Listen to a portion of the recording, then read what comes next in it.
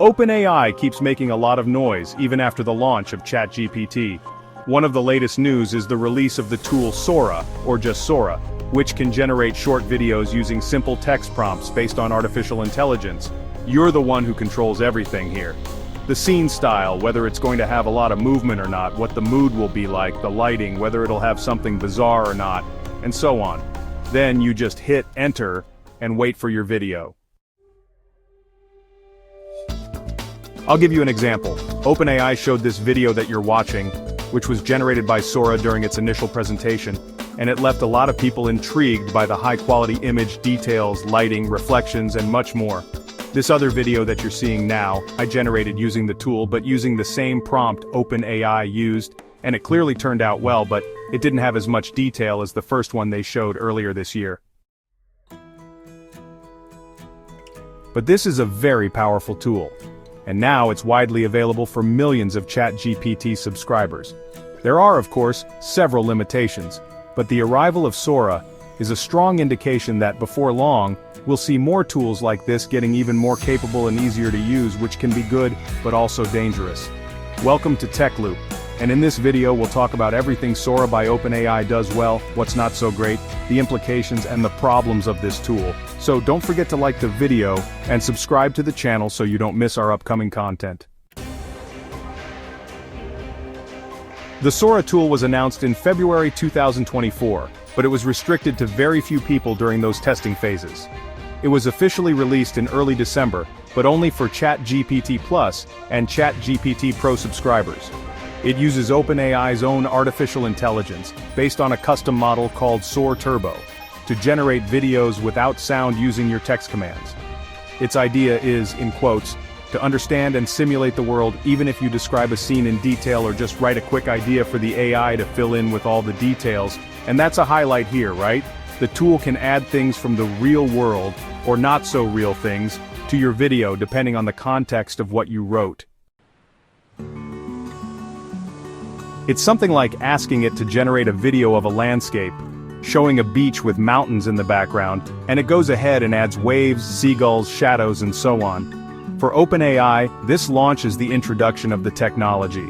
The company says this gives society time to explore the possibilities, but also to develop norms and frontiers for more responsible use. That's why all videos generated by artificial intelligence come with metadata indicating that the material is not real, plus an animated watermark that stays in the corner of your video, which you can crop out if you want. The company also says it created an internal search tool to check the origin of content and also analyzes each frame before showing the generated video to someone. And of course, there are rules for using Sora, which is essential here. Videos that could be harmful in any way contain explicit scenes, abusive or sexual content, or deepfakes are prohibited. You can even upload a photo or video of a person, but only in the ChatGPT Pro plan, for now.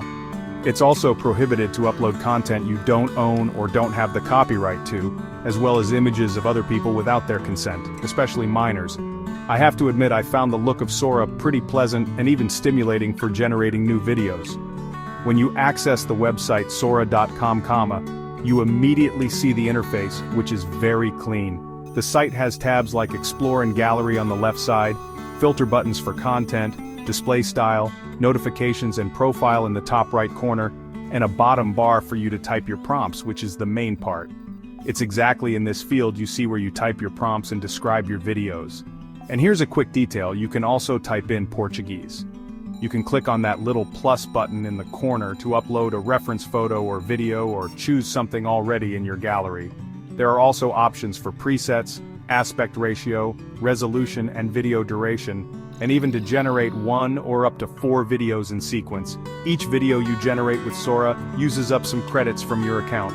If you subscribe to the Plus plan, for example, you get 1,000 credits and can generate 1 video at a time. These videos can be up to 720p resolution with a 5-second duration, or 480p with a 10-second duration. If you already subscribe to the Pro plan, which is a bit more expensive, you get 10,000 credits, the option for up to 1080p resolution with up to 20 seconds of video, and can generate up to 5 videos at once. Plus, the Pro plan also lets you remove the watermark from the videos, but it doesn't remove the metadata. All these videos, no matter your plan, are generated in 16 by 9, 9 by 16, which is better for social media, and 1:1 aspect ratios, and they take up to 1 minute to generate. Of course, this time depends on the resolution and duration, but usually only a few seconds are required. And since everything is done by OpenAi's own servers, Sora doesn't require any super powerful machine to render anything. In fact, you could even generate videos using your own phone. You can also check how many credits a specific video will consume just by hovering over the help icon, the question mark, then clicking the up arrow for Sora to start generating a video, or just pressing enter. Or if you prefer, you can click the storyboard button, which can be a very helpful tool. If you click on the storyboard button, it will open a more complete editing interface. You can define your scene changes across different frames, for example. The AI can also suggest more complete storyboards for you if you type a simpler command of what you want to see. But, definitely, not everything is perfect here, right? Physics, for example, is very unrealistic, and OpenAI knows this. Just look at how people and animals move, the mechanics of water, and some smaller objects. For instance, there's one image I generated where two people are in a situation, and they start filming while holding the same phone. Very bizarre.